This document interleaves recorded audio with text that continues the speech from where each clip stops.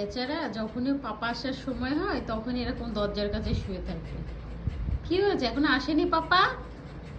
পাপাকে দেখাবো তো তুমি কিভাবে শুয়ে থাকো, আমি বলবো তো পাপাকে, দেখো তোমার জন্য কিভাবে ওয়েট করে কখন পাপা আসবে, তাই না? এই সময়টা প্রতিটা দিন ও দরজার কাছে এরকম ভাবে শুয়ে থাকবে, ওর পাপা আসবে, ওই যে শুয়ে বলবে কখন ওর পাপা আসবে। আর ওর পাপা আসলে আগে কি করবে, দৌড়ে বাথরুমে যাবে হিসু করতে, তারপরে যাতে পাপার সামনে হিসু না হয়ে যায় এক্সাইটমেন্টে, আগে দৌড়ে যাবে হিসু করতে, তারপরে পাপার সাথে তারপরে যুদ্ধ শুরু করবে। কি হলো দুষ্টু, দরজার কাছে বসে থাকলে কি পাপা চলে আসবে?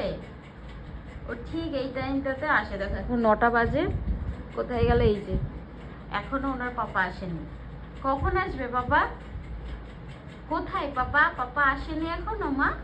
ওঠো না আমার টুনটুনি, পাপা এখনো আসেনি, তুমি পাপাকে মিস করছো? কি সুন্দর ওদের টাইমের একটা সেন্স রয়েছে, মানে এই সময়টা মানে 8:30 থেকে 9টা পর্যন্ত এরকম বসে থাকে। দেখ এখন এখানে চলে গেল।